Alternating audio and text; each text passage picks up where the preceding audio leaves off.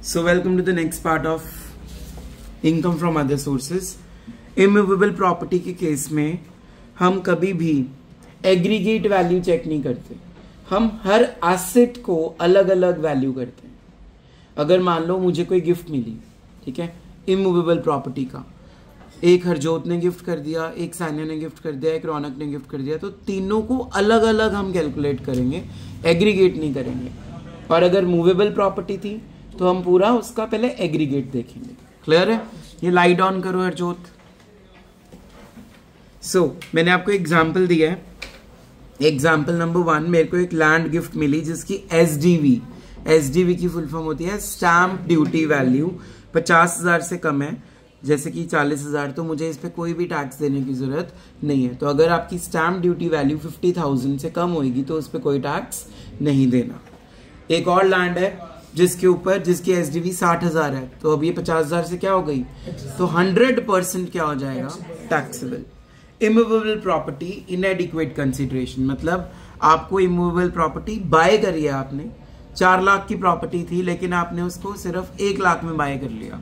ये बन गया टॉपिक इनएडिक्वेट कंसिडरेशन, कि उसकी वैल्यू मार्केट में ज्यादा है बट आपको वो कम की मिल गई. ठीक है. So immovable property inadequate consideration, we will check that SDV is greater than 110% of consideration paid plus SDV minus consideration paid. जितनी SDV और जो consideration आपने पे करी है उसका डिफरेंस अगर 50,000 से ज्यादा हुआ तो टैक्सेबल है, अगर 50,000 से कम हुआ तो टैक्सेबल नहीं है. If both the conditions are satisfied, then SDV minus consideration paid shall be taxable, and if any one of the condition is not fulfilled, nothing shall be taxable. ठीक है. अब मैं इसको प्रूव करता हूं कैसे. मान लो एक प्रॉपर्टी की वैल्यू एसडीवी है 10 लाख रुपीस, जो कि आपने कितने में खरीदी है, 9,10,000 की. कितने की खरीदी है, कैलकुलेटर्स खोलो अपने जल्दी. तो जो 9,10,000 रुपए है जितने की आपने कंसिडरेशन पे करी है, इसका निकालो जरा 110%. ठीक है, 10.10 लाख आ गया. तो अब एसडीवी की वैल्यू क्या है, 10 लाख, और कंसिडरेशन पेड का इसका 110% इतना आ रहा है. तो इज इट टैक्सेबल और नॉट टैक्सेबल? Not taxable. क्यों? एसडीवी वैल्यू कम है, और डिफरेंस जो है हमारा फॉर्मूला क्या था, एसडीवी माइनस कंसिडरेशन पेड. देखो एसडीवी कितनी थी, 10 लाख, और कंसिडरेशन पेड कितनी थी, 9,10,000. तो डिफरेंस कितना हुआ, 90,000, which is greater then what, 50,000. तो मेरे ख्याल से तो टैक्सेबल नहीं होना चाहिए, एक फुलफिल हो रही है, दूसरी फुलफिल नहीं हो रही, तो नथिंग शैल बी टैक्सेबल. दोनों कंडीशंस क्या होनी चाहिए, फुलफिल होनी चाहिए. क्लियर है? सेकंड एग्जांपल में बात क्लियर हो जाएगी. पढ़ो. एसडीवी कितना है, 10 लाख, कंसिडरेशन पेड कितना है, 9 लाख. अब 9 लाख का निकालो पहले 110%, 9,90,000. अब SDV is greater then 110% of consideration paid. Yes, 10 lakh is greater then 9,90,000. इतना क्लियर है? अब दूसरी कंडीशन लगाओ, क्या थी, SDV minus consideration paid. SDV कितनी थी, 10 लाख, कंसिडरेशन पेड कितनी थी, 9 लाख. डिफरेंस क्या है, 1 lakh. 1 lakh is greater than 50,000. Yes, both conditions are satisfied, hence fully taxable. Clear? Next page पे आ जाओ. When gift is exempted, अगर आपको गिफ्ट किसी रिलेटिव से मिल रहा है, किससे मिल रहा है, रिलेटिव से मिल रहा है, या चैरिटेबल इंस्टीट्यूट जो 12 AA, 10 AA के अंदर रजिस्टर्ड है, तब आपका गिफ्ट क्या होगा, एग्जम्प्टेड. अगर आपको विल और इनहेरिटेंस के थ्रू आपको कोई गिफ्ट मिल रहा है, या रिसीव हो रहा है किसी contemplation of death of the pay, या वेडिंग गिफ्ट मिल रहा है, अगर आपकी वेडिंग है और आपको कोई भी गिफ्ट मिल रहा है, so these gifts are always exempted. ठीक है, ओके. पर पेरेंट्स को अगर आपकी वेडिंग पे गिफ्ट मिलता है वो एग्जम्प्टेड नहीं होता. अब रिलेटिव से जो भी गिफ्ट मिलता है वो क्या होता है, एग्जम्प्टेड. अब ध्रुव बताएगा रिलेटिव कौन है आपके accordingly, who is the relative? Relative could be any blood relation to our family. No, it is not. According to Income Tax Act, no blood relation is counted in this. 2 generations को ऊपर और 2 generations नीचे count करनी है। बैठिए, मैंने आपको एक एग्जाम्पल बना के दिया है, अब तुम्हें समझ आए या ना आए आई डोंट नो। 2 बंदे हैं, एक मिस्टर एस और एक मिसेज एस, दिख गए? जो मिस्टर एस है उसकी वाइफ है मिसेज एस, कॉमन सेंस। अब मिस्टर एस के हैं 4 आगे रिश्ते, father, mother, brother, sister. Mrs S के भी यही होंगे, ब्रदर, सिस्टर, फादर, मदर। अब फादर के आगे फिर क्या होंगे? Father and mother. मदर के भी क्या होंगे? Father and mother. समझ में आया? अब इस साइड आ जाओ मिस्टर एस पे वापस। जो मिस्टर एस के फादर हैं उनके फादर मदर और उनके फादर के ब्रदर एंड सिस्टर, उस ब्रदर की वाइफ और सिस्टर का क्या होगा? हस्बैंड। वो भी रिलेटिव की डेफिनेशन में काउंट होंगे। समझ में आया? दोबारा बता रहा हूं, 2 लोग ले लिए मैंने, एक मिस्टर एस और एक Mrs S. Mrs S is the wife of Mr S.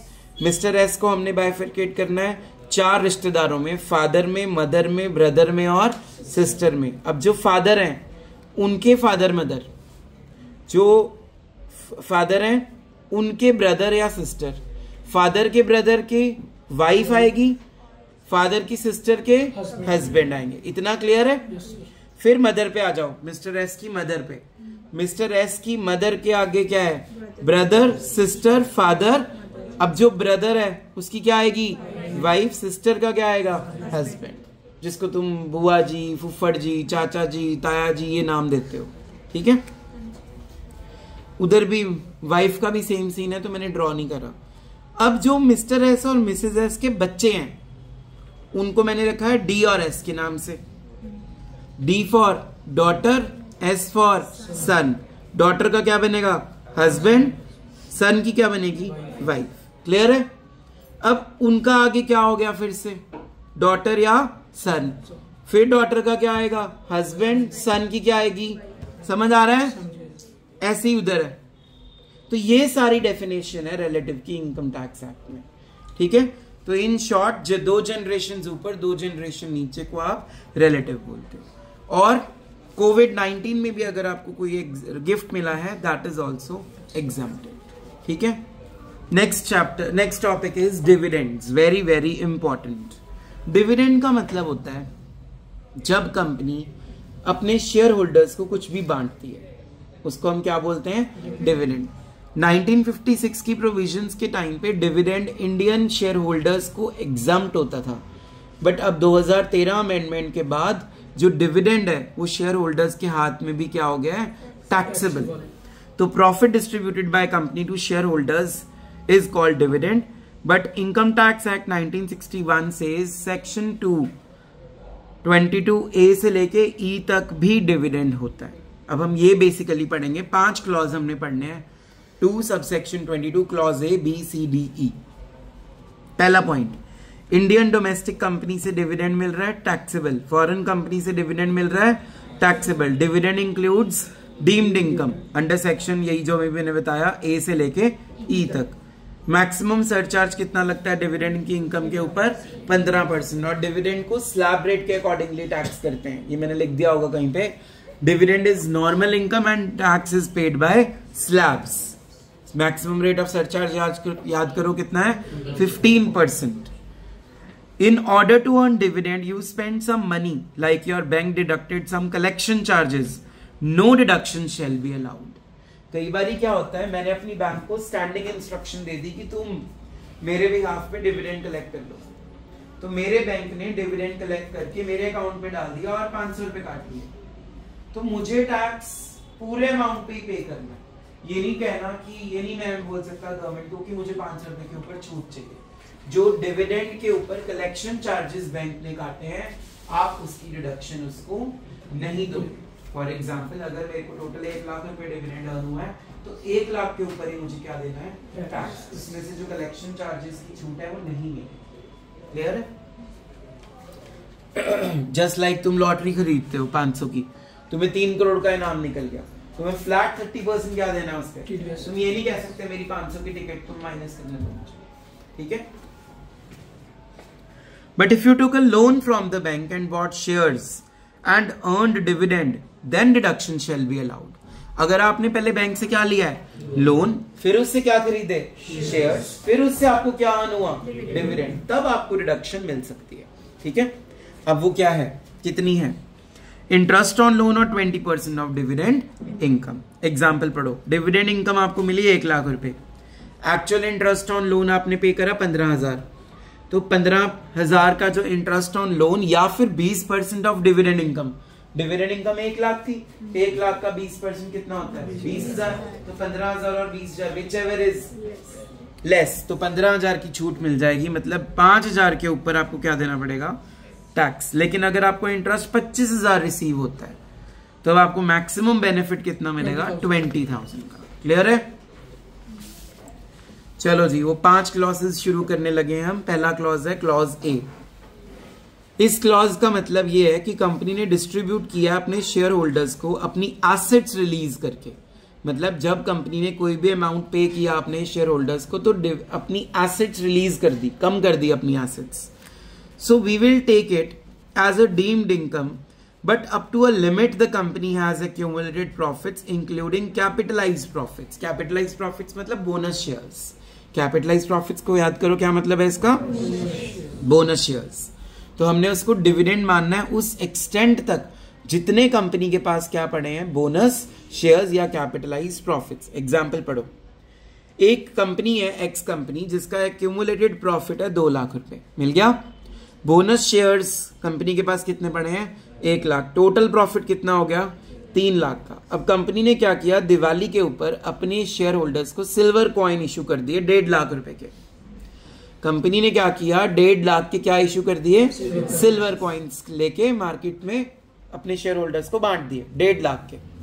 अब देखो कंपनी के पास टोटल प्रॉफिट कितना था, 3 लाख, तो 1.5 लाख तक का हम डिविडेंड माना जाएगा। तो क्या हमने रूल पढ़ा था कि जितने कंपनी के पास क्या पड़े होंगे, accumulated profits including capitalised profits, वहां तक हम डिविडेंड मानेंगे। पढ़ो, company distributed silver coins up to 3 lakh, this is called deemed dividend. Company distributed coins up to 4 lakh, ये अलग सिचुएशन आ गई, प्रॉफिट 3 लाख पड़ा है पर हमने कॉइन्स कितने के बांट दिए, 4 लाख के। But we have profits up to 3 lakhs, so deemed dividend will be considered up to only rupees 3 lakhs। 1 lakh के ऊपर कोई टैक्स इम्प्लीकेशन उड़ के नहीं आएगी।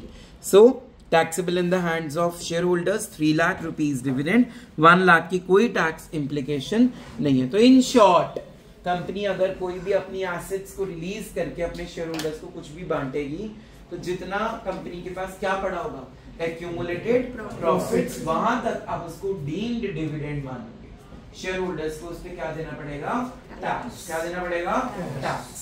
और अगर उससे ज्यादा किया है तो उसको इग्नोर कर देना। Rest of the time being के लिए, अभी के लिए फिलहाल के एक्स्ट्रा अमाउंट को हमने क्या कर देना है, इग्नोर। बाद में हायर क्लास में बताऊंगा क्या करना है इसका।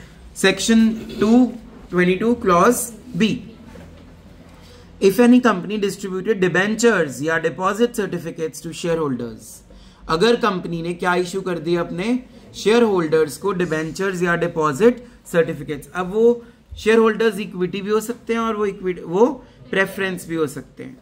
और bonus to preference share holders, bonus किसको देना है, प्रेफरेंस शेयर होल्डर्स, इक्विटी को नहीं। बोनस सिर्फ किसको देना है यहाँ पे, प्रेफरेंस को।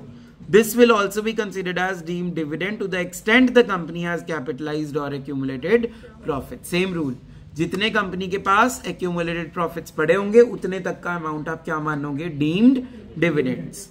If bonus shares are given to equity shareholders, it is not considered as deemed dividend। Bonus सिर्फ किसको देना है, प्रेफरेंस। चलो, क्लॉज सी, कंपनी लिक्विडेट हो गई है। अब लिक्विडेशन के टाइम पे भी कंपनी कुछ बांट सकती है अपने शेयर होल्डर्स को। तो company went into liquidation and after that distribution to share holders.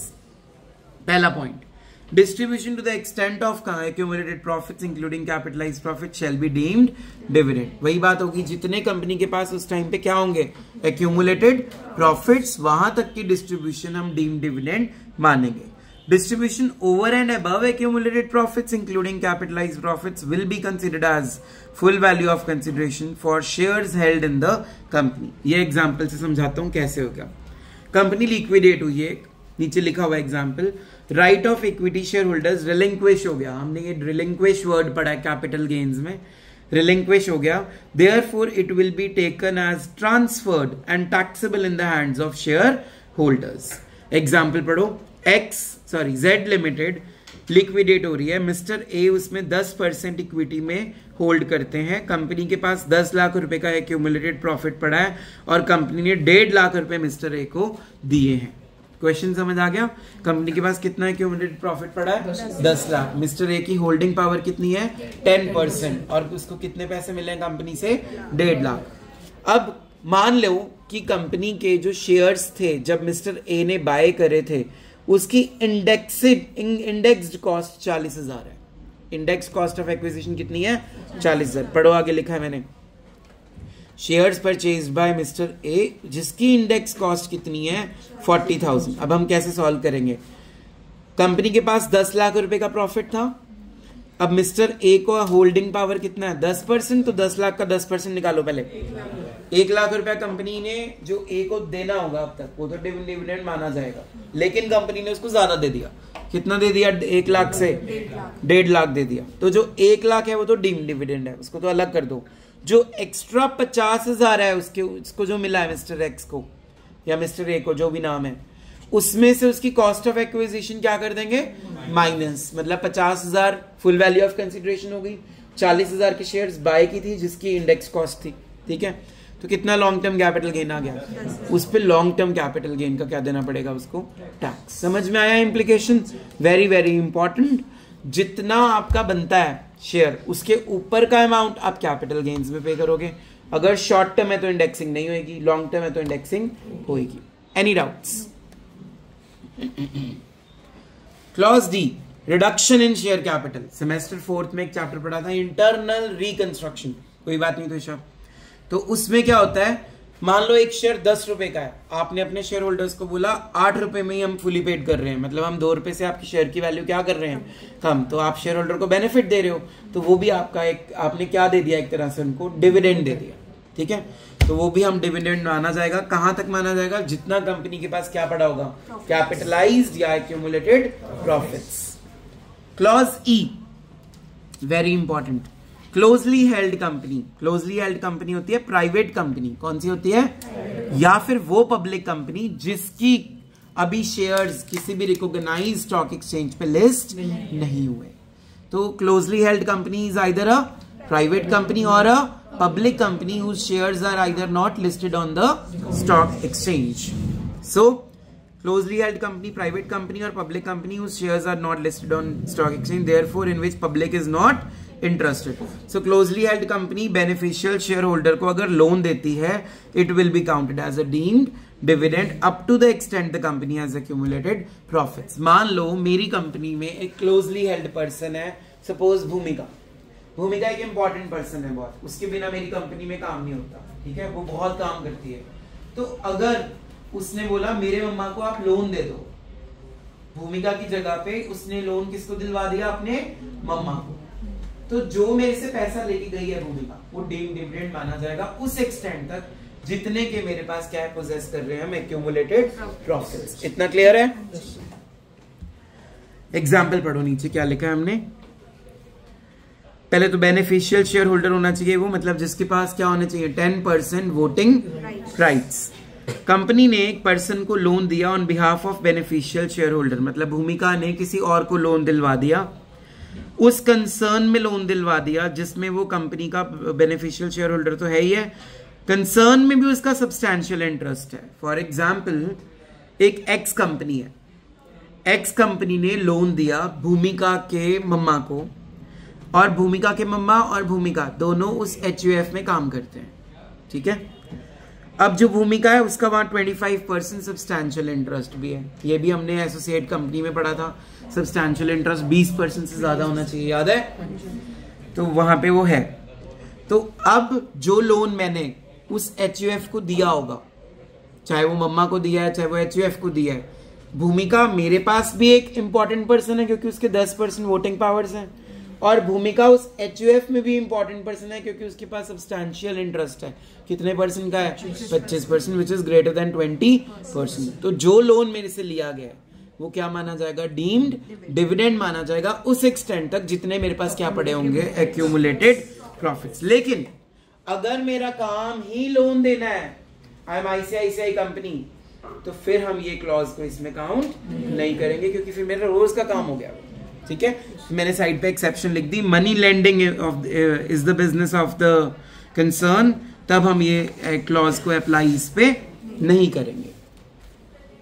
ठीक है, ये खत्म हो गया topic dividend. Next topic interest on enhanced compensation.